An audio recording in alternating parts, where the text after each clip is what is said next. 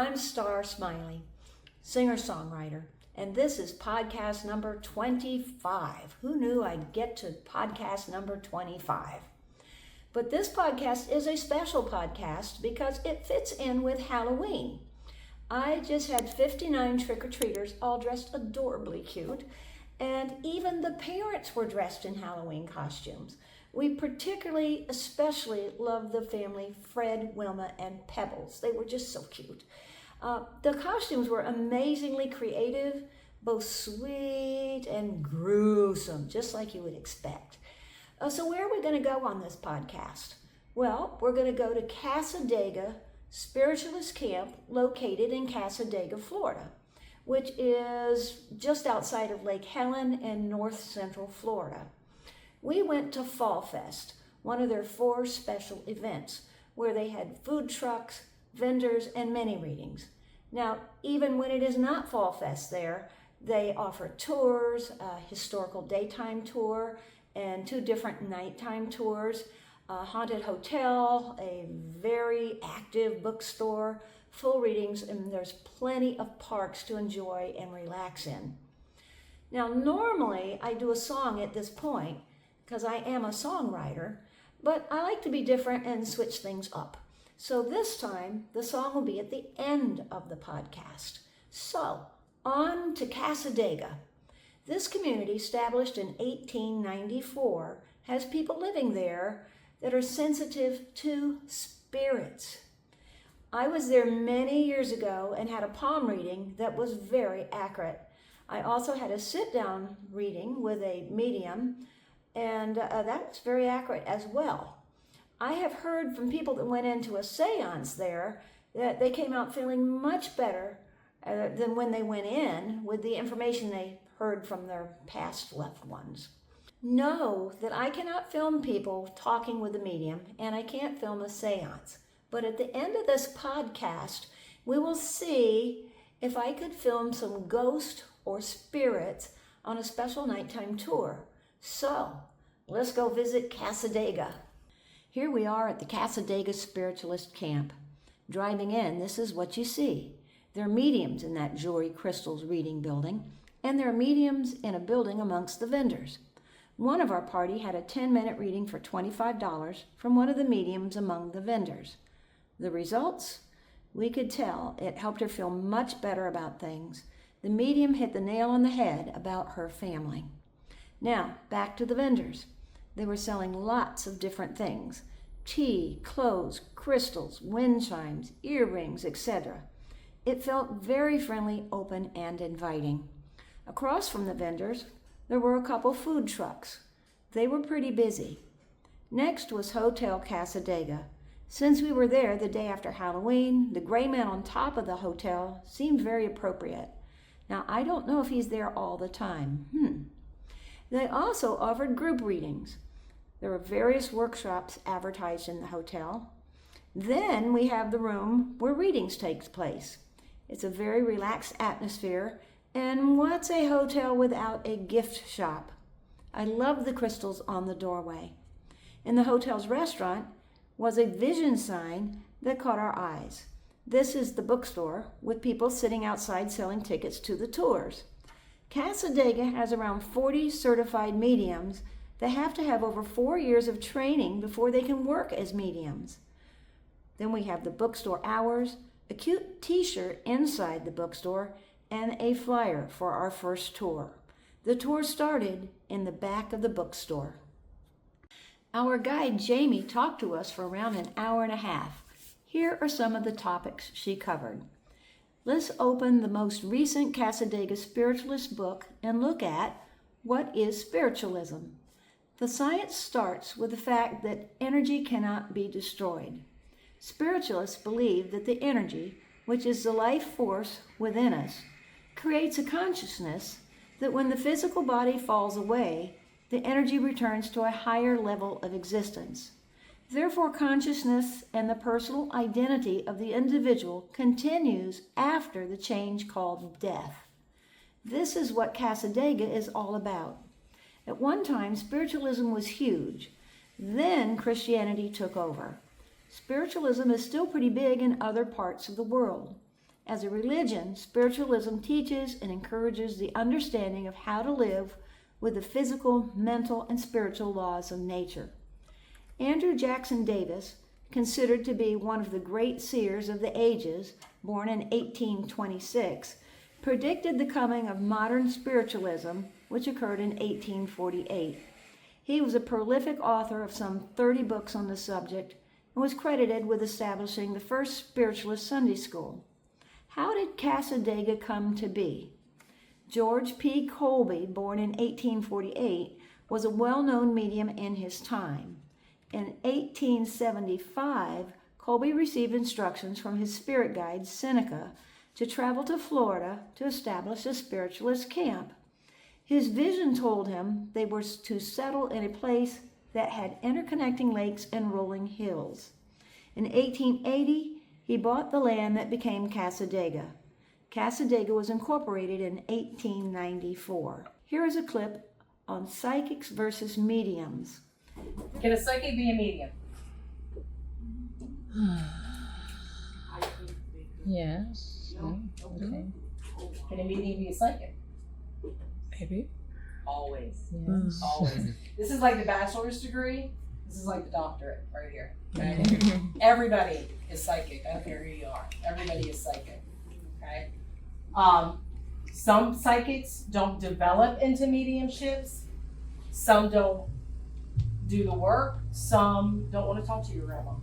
They just want to tell you about you. That's all. So if you're driving down beachside and you see that neon sign that says psychic, she's not talking to grandma. She's just going to tell you about you. Okay. We also get calls here. I know you have mediums, but you have psychic mediums. All mediums are psychic. All of us. One of the things that we're taught here in class is if you're trying to do a reading and the spirits haven't showed up yet, start to read the person psychically until they start to show up and then kick into the mediumship. There are many ways of communicating with spirits, but it takes too long to go through that, and that is one of the many reasons, if you're interested, you should take a tour. I do want to touch on communicating with spirits through table tipping. Number one, if they don't let you inspect the tables, red flag. Number two, if they want to do it in complete darkness, turn around and go home, because I guarantee you it's being faked. We do it at 2 o'clock in the afternoon in this room. We do turn off the lights because spirit doesn't like incandescent or fluorescent lighting, but we have plenty of windows in here. You can see plenty. And Dr. Gates doesn't care if you take those tables apart, just put it back together before the class starts, right? So it's going to stop in front of this lady right here. You're going to see it's leaning up towards her, so it's for her. Now, I don't have the volume up because I think she asked in her head, because you can't even hear what she's asking. But you see how it's kind of pulsating? We call that a hug. They're hugging you when they do that. Table tipping is so cool, it really is. Well, what's the problem with all this physical phenomenon? It can be faked. Real easy. Harry Houdini actually made a second career out of... Now we are back outside. Let's look at a map of Cassadaga. First, look for the bookstore, located kind of in the middle on the top. We're going to head down Stevens Street. But before that, let me tell you, this historical daytime tour went into the history of Cassadaga much more than the nighttime Encounter the Spirits Orb tour. However, for the walking part outside, at first, it was pretty identical to the night tour, except the endings of both the day and night tours were very different, which I'll tell you about when we are there. For this day tour, I will just show a couple things that are easier to see during the day. First was a meditation park. It's hard to see parks at night. Then I spotted this beautiful tree. This is one of the 66 stray cats at last count. Now we are inside the Colby Memorial Temple, which is their church. You can see, like most any church, they sing. Their church service begins with a meditation healing, then a lecture on a spiritual or metaphysical topic, followed by messages from Spirit demonstrating the continuity of life. In the back of the church, all separate from everything, is their seance room and tipping table. More on the tipping table tonight. Our day tour is now over. However, we went on to see the many parks. Here are 3 of them. Seneca Park, named after George P. Colby's spirit guide. Spirit Pond in Seneca Park. Horseshoe Park has the labyrinth. Here are people walking the labyrinth. Medicine Wheel Park, and here is the medicine wheel. You can see these parks are very peaceful and relaxing. We enjoyed them. Now we're back at the bookstore. Notice there are many classes, events, and activities going on here. Out of our over 2-hour nighttime presentation, I will show you a few clips from inside, then we will go outside, starting with a K2 meter. Because there tends to be a lot of electricity in those places. So if you were to take this into one of those areas and it spikes all the way into the red, all the way, or you have one of the digital ones and it spikes really, really high, you really need to call an electrician. Because that high of a reading will make you hallucinate. It'll make you nauseous. It'll give you the heebie-jeebies. It'll do all kinds of stuff. When we use these for spirit communication, I only like for them to go into the orange, which is the mid-range right there. If they go any higher than that, I'm going to start to question whether it's truly a spirit or not. Now, if it is a new spirit, you will see it kick into the red really quick, but back down real quick, because they know I don't like that. So I'll sit there and I'll train them, I don't like you in the red, you're too high, back it down, back it down. And it's really cool because you'll see them try to back it down, right? And when they get there, it's not good enough for me. I have to quiz them and make them do it 2 times in a row, just in the orange, and then I'm convinced it's a spirit from that point on. So I'm a little bit of a hard hat when it comes to that. So everything I'm going to show you in the slideshow was taken in Cassadaga, in camp, anywhere from about 2 years ago upwards to 12 years, somewhere in that range. So yeah.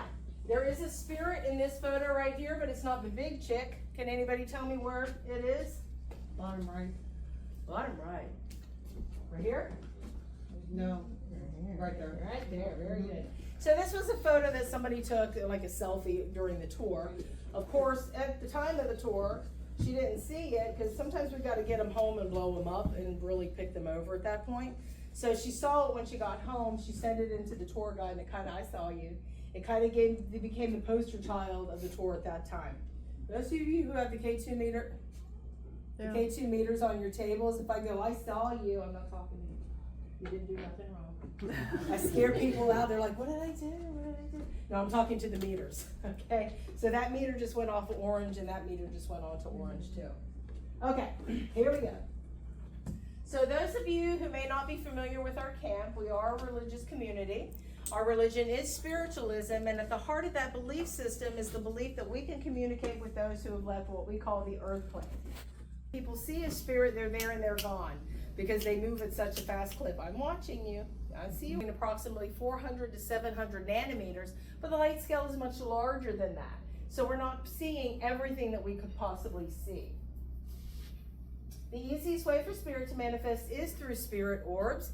Spirit orbs are going to be perfectly round or dang sure near it. You may see one side that wants to go flat or another, but you'll never see an oval orb. You'll never see an oblong orb. And God bless America and our land of opportunities. But there is a book floating out there for sale that is full of heart-shaped orbs. Somebody had a really good time in Photoshop. That's all I got to say about that. I've never seen a heart-shaped orb, and neither have any of my paranormal investigative friends, because I've asked around on that. They're going to be somewhat translucent, so you're going to be able to see through them. An orb here, and I believe there's an orb right there also. Here's another example of that. Another orb right there. You got a couple really light ones in the frame there also. Now this is the plaque that is on that monument. Very good likeness of Mr. Colby. The photograph I'm going to show you now was taken about 12 years ago, and I don't think it's going to have a lot of explanation, but somebody caught something similar about 1.5 years ago, so it's possible. Okay, there's the photograph right there. You'll see it? Yeah. Yeah. Isn't it pretty? It's beautiful, isn't it? So you could, I know what y'all are looking at. Yeah. There it is, the face right there. Yeah. Gotcha. You're like, what's wrong with her? Anyway, all right. So very possible that you could get a photograph like this. When taking photos, use your flash. The flash is going to pop out the light. It's going to illuminate them. So this leg right here is the leg that belongs to this gentleman's daughter. And the time it took for the flash to charge and for her to take one step away from him. Now we are outside. Here are some clips from outside. At the age of 7.5, she's buried in the cemetery outside of Cassadaga. We do not have a cemetery here, but a lot of people come here looking for the cemetery in the Devil's Chair. Don't get me started on the Devil's Chair. That is a cemetery about a quarter of a mile outside of camp, going towards Lake Helen on Kickliner. So she's buried there, but the current owner kept getting her in his meditation saying that she wanted to be remembered. So about 10 years ago, he had this carving put in this tree, and what this is a depiction of an angel handing her pennies. So it's a nice little memorial. But in this building, we have a residual haunting. Now, residual means that it's not that of a spirit. It's a leftover energy that hangs in the air and will play itself on a loop. In this tour, I took a photograph of that window. I got 3 faces in that window, and somebody got faces in it last week. So I showed it to Miss Margaret, and she goes, "Oh, that's my husband, my mom, and my daughter." And I went, "Okay, you say so." Not only that, but she wanted me to print it out so she could frame it as a family photo and hang it on her wall. We go back there. There's the mirror on the back wall. Underneath the mirror is a chair. That is an area that we refer to as the cabinet. The medium will sit there, and then we'll close the front curtains to allow the accumulation of energy to happen faster. Once we open the curtains, we can see orbs flying around, we can see apparitions walking around or sitting in the chairs, or we can see that transfiguration over the medium space. There is a table tipping table in that room. Is there anybody that does not know what table tipping is? All right. So table tipping, the idea behind table tipping is much like the Ouija board, which got a bad rap out of Hollywood, okay? It all goes back to your intention. If you want something negative to happen, something negative is going to happen. But again, we don't deal with the negative here. So you get a group of people around a table, preferably round, preferably wooden. You put your hands very lightly on the table. You do not push the table. You do not grip the table. Because trust me, you don't want to be the one mistaken for pushing that table. Trust me on that, because people will get mad at you. What happens is your energy, along with everybody else's, goes into that table, and spirit will use that energy to manipulate the table. So the table will drag itself across the floor. And we have to keep our hands on it, so we're chasing it across the floor, right? It'll spin in a circle, and we have to go around it because we got to keep our hands on it. And then it'll eventually start to tip. Now, it'll usually tip up on one leg towards a person, which means that that spirit's there for you. So then you get to ask it the fun questions. Grandma, is that you? Yes. Do you know where the recipe for rhubarb pie is? Yes. Does Cousin Toby have it? No. I mean, you get to play this game. Now, you could do the alphabet, but I personally do not have time for that table to rock 26 times for the letter Z. Forget it. Do not have that time, so we stick to yes, no. You can also ask the question in your head if you don't want everybody on the table to know your business, and the table will still respond to that. We do table tipping 4 times a year here. The next time is going to be November 30th. I always tell people, I don't care where you go to a table tipping, I don't care where it is. If, number one, they do not let you inspect the tables, see that as a red flag. Number two, if they want to do it in complete darkness, turn around and go home. Because I guarantee you they're faking it. I guarantee you, and that is so disheartening when that happens. We do it at 2 o'clock in the afternoon where we started the tour. I know it was dark when you got into the room, but there's plenty of windows in there. And because Spirit doesn't like incandescent or fluorescent lighting, Dr. Gates does have the lights off, but you can see plenty in that room. And then he doesn't care if you take the tables apart, just put them back together before they start. You know, that's all he cares about. It's really, really a cool thing. The reason I'm explaining this to you is we do have a table tipping table in there, and it is a heavy, solid dining room table. Our tour guide then let each of us take some photos of ourselves just outside the seance room to see what spirits we picked up. While she worked with people one by one in the seance room, she sent the rest of our group out to see if we could shoot orbs outside. Unfortunately, our tour guide did not have her camera that night, and she told us that cell phones don't usually pick up the orbs. but we tried anyways just to see what would happen. Here is my photo. My cell phone did not pick up any orbs, and apparently no one else's cell phone did either. So that part was a disappointment. Apparently our cell phones were set too slow to pick them up. Finally, it was my group's turn to go back to the seance room. We couldn't actually go into it, but we could stand at the door going into it, look at a mirror, then take 3 shots of ourselves with our cell phone, and then blow those shots up big. Here is one of my photos, of course, not blown up. She looked at my photo and saw maybe a couple abnormal areas, but nothing that I could say aha about. However, in a couple of my friends' photos, blown up, it very clearly showed distinctive cats. One that looked very much like a cat one of my friends once had. So we didn't see any human spirits recognizable to us, but we did see some animal spirits that one of us recognized. So the ending was not a total loss. After that, we left Cassadaga, wishing we had seen some more spirits, however, satisfied that we had seen Cassadaga pretty thoroughly. I took the 1.5-hour tour and the 2-hour tour down to just minutes. So there's a lot more to this place than what was in this podcast. If you like this sort of thing, go take 1 or 2 tours. It will definitely be worth the trip. Before you drive up there, just first make sure you check and know what's going on there. If you're not at one of their special events, they won't have all the food trucks, vendors, and mini readings. However, they will have full readings that you can schedule with any one of their certified 40 mediums.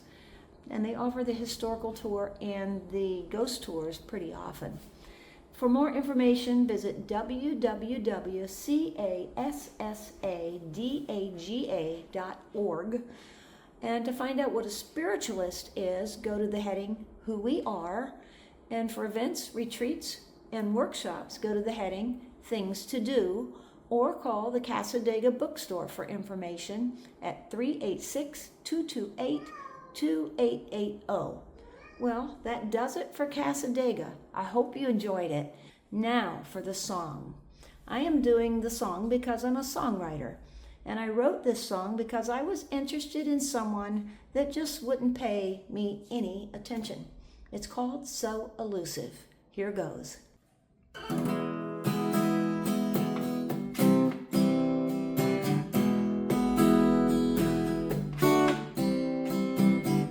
Can't you see